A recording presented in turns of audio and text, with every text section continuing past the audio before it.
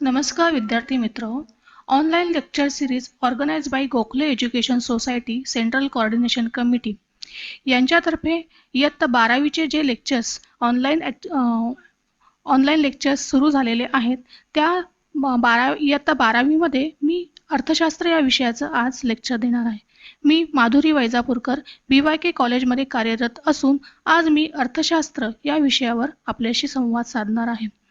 अर्थशास्त्र या विषयाची माहिती तुम्हाला मागच्या वर्षी प्रामुख्याने झालेली आहे. याआधी 9वी आणि 10वी या वर्गातही अर्थशास्त्राशी तुमची ओळख झालेली आहे. 11वीला तुम्ही मुख्य म्हणजे अर्थशास्त्र म्हणजे काय, अर्थशास्त्राविषयीचे विविध माहिती तुम्ही घेतलेली आहे. अर्थशास्त्र, त्याच्या व्याख्या आणि अर्थशास्त्रामधील काही मूलभूत संकल्पना यांचा अभ्यास तुम्ही 11वीला इयत्तेत केलेला आहे. तर आज आपण यापुढे इयत्ता 12वीच्या अर्थशास्त्र या विषयातील पाठ क्रमांक 1 सूक्ष्म अर्थशास्त्र आणि स्थूल अर्थशास्त्राचा परिचय या पाठात आज आपण सूक्ष्म आणि स्थूल अर्थशास्त्र याविषयी माहिती मिळवणार आहोत. प्रामुख्याने अर्थशास्त्र या विषयाबद्दल तुम्हाला आधीच माहिती असल्यामुळे आता या वर्षी प्रामुख्याने 12वीला तुम्हाला अर्थशास्त्राची तोंड ओळख ही होणार आहे. अर्थशास्त्र या विषयाबद्दलची माहिती तुम्हाला अधिक सखोल या वर्षी मिळणार आहे आणि या विषयातील विविध संकल्पना, विविध सिद्धांत, विविध संकल्पनांचा अभ्यास आपण या वर्षी करणार आहोत. तर सुरुवात करूया सूक्ष्म अर्थशास्त्र आणि स्थूल अर्थशास्त्र याचा परिचय. प्रामुख्याने अर्थशास्त्र या विषयाबद्दल सांगायचं झालं तर अर्थशास्त्र हे एक सामाजिक शास्त्र आहे. शास्त्राचे प्रामुख्याने 2 प्रकार आहेत, एक नैसर्गिक शास्त्र आणि दुसरं सामाजिक शास्त्र. तर सामाजिक शास्त्र हे प्रामुख्याने मानवी वर्तनाचा अभ्यास करतो. मनुष्याचं जे वर्तन त्याच्या वागणुकीतून दिसून येतं त्या वर्तनाचा अभ्यास सामाजिक शास्त्रामध्ये केलेला असतो.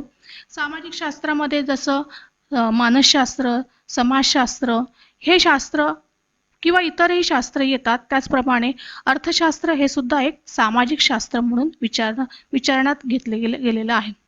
अर्थशास्त्र हे एक सामाजिक शास्त्र आहे. हे शास्त्र वस्तू व सेवांचे उत्पादन, वितरण आणि व्यापार याविषयीची माहिती देत असते. म्हणजेच मनुष्याच्या आर्थिक वर्तनाचा अभ्यास प्रामुख्याने अर्थशास्त्रामध्ये केलेला असतो. मग मनुष्य एक उपभोक्ता म्हणून किंवा एक उत्पादक म्हणून त्याचं जे आर्थिक वर्तन आहे या आर्थिक वर्तनाचा अभ्यास या शास्त्रामध्ये केलेला आहे. उपभोक्ता म्हणून जेव्हा व्यक्तीचं वर्तन असतं तर उपभोक्ता म्हणून त्याला महत्तम समाधान पाहिजे असतं आणि उपभोक्ताचा विचार केला तर उपभोक्त्याच्या विचारातून व्यक्तीला जास्तीत जास्त नफा पाहिजे असतो. मग उपभोक्ता म्हणून किंवा उत्पादक म्हणून व्यक्तीचं आर्थिक वर्तन कसं आहे याचा विचार प्रामुख्याने अर्थशास्त्रामध्ये केलेला आहे. अर्थशास्त्र हे प्राचीन शास्त्र आहे. पुराण काळापासून अर्थशास्त्राचा अभ्यास केला जातो. आपण कौटिल्याच्या अर्थशास्त्र या पुस्तकाचाही विचार, त्याच्या अर्थशास्त्र या विषयावरील व्याख्येचा विचार 11वी इयत्तेमध्ये केलेलाच होता. त्यामुळे अर्थशास्त्रच्या प्रामुख्याने आधुनिक काळामध्ये 2 शाखा किंवा 2 विभाग मानले गेलेले आहेत.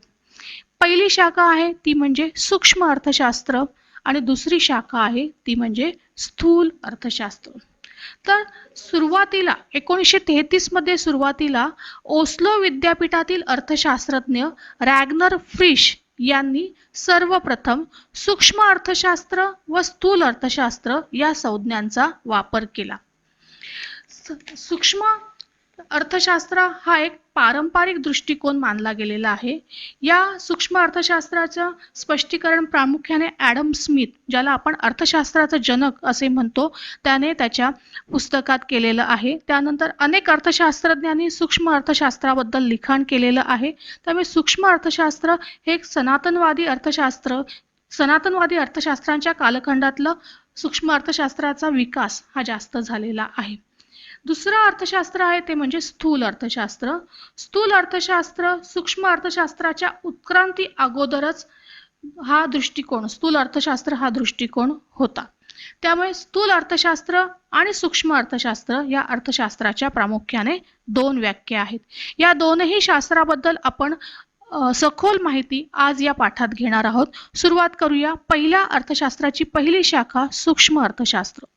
सूक्ष्म अर्थशास्त्राचा अर्थ आपण आधी जाणून घेऊया. सूक्ष्म म्हणजे लहानात लहान भाग. सूक्ष्म शब्दाची निर्मिती मायक्रोज या ग्रीक शब्दापासून झाली आहे. यावरून सूक्ष्म अर्थशास्त्र म्हणजे अर्थव्यवस्थेच्या लहानात लहान घटकाचा अभ्यास करणारे शास्त्र असा होतो. लहानात लहान घटक म्हणजे सर्व वैयक्तिक स्तरावरील घटक. मग वैयक्तिक उपभोक्ता, वैयक्तिक उत्पादक, विशिष्ट वस्तूची किंमत, उत्पादन घटकाची किंमत यासारख्या वैयक्तिक घटकांचा अभ्यास ज्या शास्त्रामध्ये केला जातो त्याला सूक्ष्म अर्थशास्त्र असे म्हटले जाते. वैयक्तिक उपभोक्ता म्हणून व्यक्तीचं वर्तन, वैयक्तिक उत्पादक म्हणून व्यक्तीचं वर्तन हे प्रामुख्याने वेगवेगळं असतं आणि त्याचा सखोल तपशीलवार अभ्यास या शास्त्रामध्ये केलेला असतो. म्हणून सूक्ष्म अर्थशास्त्र म्हणजे अर्थव्यवस्थेच्या लहानात लहान भागाचा अभ्यास करणारे शास्त्र होय. वैयक्तिक आर्थिक घटकांचा तपशीलवार सखोल असा अभ्यास करणारे शास्त्र म्हणून सूक्ष्म अर्थशास्त्राकडे पाहिले जाते. या आर्थिक वैयक्तिक स्तरावर होणाऱ्या ह्या क्रिया कशा प्रकारे कार्य करतात याचा सखोल तपशीलवार अभ्यास सूक्ष्म अर्थशास्त्रामध्ये केलेला आहे. त्यामुळे सूक्ष्म अर्थशास्त्र हे परंपरागतवादी अर्थशास्त्र, सनातनवादी अर्थशास्त्र असंही त्याला म्हटलं गेलेलं आहे. पुढे बघूया आपण सूक्ष्म अर्थशास्त्राचा अर्थ. इथे आपल्याला झाल्यानंतर आता आपण प्रामुख्याने बघणार आहोत सूक्ष्म अर्थशास्त्राच्या व्याख्या. आज अनेक पुस्तकांमध्ये वेगवेगळ्या व्याख्या जरी असल्या तरी आपल्या 12वीच्या पाठ्यपुस्तकामध्ये प्रामुख्याने दोन व्याख्या दिलेल्या आहेत. या दोन्ही व्याख्यांचा आज आपण इथे विचार करणार आहोत. पहिली व्याख्या आहे ती म्हणजे अर्थशास्त्रज्ञ मॉरिस डॉब यांची. मॉरिस डॉब यांच्या मते सूक्ष्म अर्थशास्त्र म्हणजे अर्थव्यवस्थेचे सूक्ष्मदर्शी अध्ययन करणारे शास्त्र होय. आता अर्थव्यवस्थेचे सूक्ष्मदर्शी अध्ययन करणारे शास्त्र म्हणजेच सूक्ष्म अर्थशास्त्र. याचा अर्थ असा होतो की अर्थव्यवस्थेचे लहानात लहान घटकाचा तपशीलवार अभ्यास करणारे शास्त्र म्हणजे सूक्ष्म अर्थशास्त्र. मग हे लहानात लहान घटक कुठले? तर वैयक्तिक उपभोक्ता, वैयक्तिक कुटुंब, वैयक्तिक उत्पादन संस्था, एका विशिष्ट वस्तूची किंमत कशी निर्धारित होते, उत्पादनाचे जे घटक आहेत त्यांच्या किमती किंवा त्यांना मिळणारे मोबदले कसे निर्धारित होतात याचा अभ्यास याच्यात केला जातो. म्हणून मॉरिस डॉब म्हणतात अर्थव्यवस्थेचे सूक्ष्मदर्शी अध्ययन म्हणजे सूक्ष्म अर्थशास्त्र होय. दुसरी व्याख्या आहे ती म्हणजे A.P. लर्नर यांची. A.P. लर्नर यांच्या मते सूक्ष्म अर्थशास्त्र म्हणजे किंवा सूक्ष्म अर्थशास्त्राद्वारे अर्थव्यवस्थेकडे जणू काही सूक्ष्मदर्शकाद्वारे पाहिले जाते. अर्थव्यवस्था रूपी शरीरातील लाखो पेशी म्हणजेच व्यक्ती आणि कुटुंब उपभोक्त्याच्या रूपाने आणि व्यक्ती आणि उपभोक्ते कुटुंब उद्योग संस्था उपभोक्त्याच्या रूपाने कशी भूमिका पार पाडतात हे अभ्यासण्यासाठी सूक्ष्मलक्षी अर्थशास्त्र या पेशीकडे जणू सूक्ष्मदर्शकातून पाहिले जाते.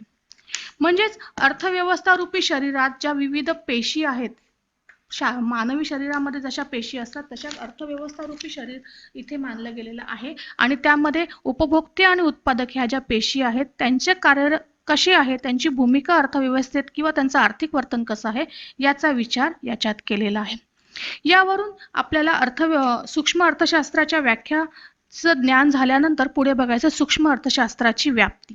आता सूक्ष्म अर्थशास्त्राची व्याप्ती म्हणजे सूक्ष्म अर्थशास्त्राचा विचार कोणकोणत्या घटकात केला जातो. इथे सूक्ष्म अर्थशास्त्राची व्याप्ती 3 भागांमध्ये विभागली गेलेली आहे.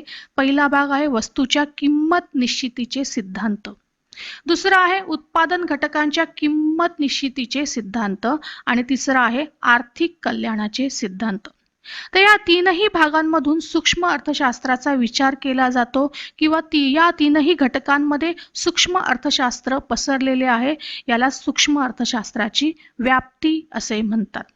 मग वस्तूची किंमत ठरवताना, उत्पादक घटकांची किंमत ठरवताना आणि व्यक्तीचं किंवा समाजाचं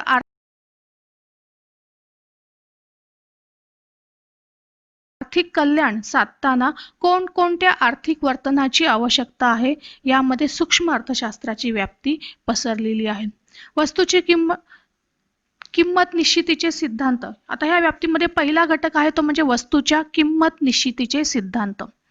मग वैयक्तिक वस्तूच्या किमती बाजारपेठेतील मागणी व पुरवठ्याने निश्चित केल्या जातात. सूक्ष्म अर्थशास्त्र मागणी व पुरवठा विश्लेषणाशी संबंधित आहे. सूक्ष्म अर्थशास्त्र वैयक्तिक उपभोक्त्याचे व वैयक्तिक उत्पादकाचे वर्तन अभ्यासून त्याच्यातून किंमत सिद्धांत स्पष्ट करते. याचा अर्थ की कुठल्याही वस्तूची बाजारात जेव्हा किंमत निश्चित होत असते ती त्या वस्तूला असणारी मागणी आणि त्या वस्तूचा केला जाणारा पुरवठा या दोघांच्या समानतेतून ठरते. म्हणजे जिथे मागणी आणि पुरवठा समान होतो तिथे वस्तूची किंमत निश्चित होत असते. मग ही किंमत निश्चिती कशी होते याबद्दलचं विवेचन सूक्ष्म अर्थशास्त्रामध्ये सांगितलं गेलेलं आहे.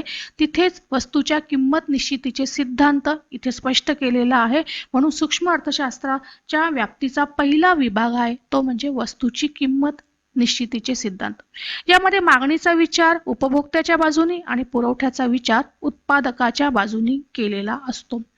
उपभोक्त्याला महत्तम समाधान पाहिजे असते तर उपभोक्त्याला जास्तीत जास्त नफा पाहिजे असतो आणि मग त्या दृष्टीने मागणी व पुरवठा जिथे समान होतात तिथे बाजारात वस्तूची किंमत निश्चित होत असते. मग उपभोक्ता जास्तीत जास्त समाधान मिळवण्यासाठी कमीत कमी किमतीत त्याला जर जास्त वस्तू मिळाल्या तर तो त्या खरेदी करतो. उत्पादकाला जास्तीत जास्त नफा पाहिजे असेल तर जास्तीत कमीत किमतीला तो जास्त पुरवठा करायला तयार असतो आणि मग जेव्हा बाजारामध्ये वस्तूच्या मागणी आणि पुरवठा जिथे समान होतो तिथे किंमत निश्चित होते.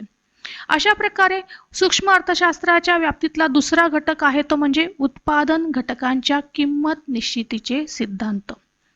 उत्पादन घटक कुठले तर तुम्ही मागच्या वर्षीच अभ्यासलेले आहेत. पहिल्या प्रकरणामध्ये सूक्ष्म अर्थशास्त्राच्या विविध संकल्पनांमध्ये तो उत्पादनाचे प्रामुख्याने 4 घटक आहेत. भूमी, श्रम, भांडवल व संयोजक. उत्पादन मग ते कुठलंही असो, ते कृषी क्षेत्रातून येणारं उत्पादन असो, औद्योगिक क्षेत्रातून उत्पादन येणारं असो, आपल्याला प्रामुख्याने उत्पादनाचे 4 घटक आवश्यक असतात. भूमी, श्रम, भांडवल व संयोजन. या 4ही घटकांना एकत्रित करून वस्तूचे उत्पादन केले जात असते.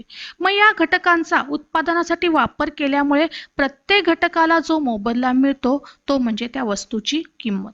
उदाहरणार्थ भूमीला मोबदला मिळतो खंड, श्रमाला मोबदला मिळतो वेतन, भांडवलाला मोबदला मिळतो व्याज आणि संयोजकाला मोबदला मिळत असतो तो म्हणजे नफा.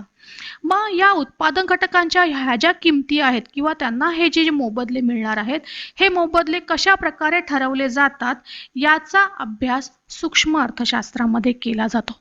उदाहरणादाखल तुम्हाला सांगायचं झालं तर भूमी हा जर आपण घटक घेतला तर भूमीच्या किमती किंवा भूमीचा जो मोबदला आहे तो स्थानपरत्वे बदलतो. उदाहरणार्थ तुम्ही शहरी भागातली जमिनी पाहिल्या तर त्याच्या किमती जास्त असतात. तेच जर तुम्ही ग्रामीण भागाकडे गेलात तर त्या मानाने जमिनीच्या किमती कमी असतात. म्हणजेच प्रत्येक वस्तूची किंमत ही त्याच्या मागणी आणि पुरवठ्यानुसार ठरत असते आणि अशा प्रकारे उत्पादक घटकांच्या किमतीचे हे सिद्धांत सूक्ष्म अर्थशास्त्रात स्पष्ट केले आहेत. सूक्ष्म अर्थशास्त्राच्या व्याप्तीचा पुढचा तिसरा घटक आहे तो म्हणजे आर्थिक कल्याणाचे सिद्धांत. आता हे आर्थिक कल्याणाचे सिद्धांत म्हणजेच काय तर आर्थिक कार्यक्षमता कशा प्रकारे निर्माण केली जाते ती प्रामुख्याने याच्यामध्ये सांगितली जाते. आर्थिक कल्याणाचा अभ्यास हा प्रामुख्याने साधन सामुग्रीच्या कार्यक्षम वाटपावर अवलंबून असतो. साधन सामुग्री मग ती मानवी साधन सामुग्री असो किंवा निसर्ग निर्मित साधन सामुग्री असो तिचा जास्तीत जास्त चांगल्या प्रकारे वाटप किंवा समानतेने तिचं वाटप झालं तर आर्थिक कल्याण साधलं जातं.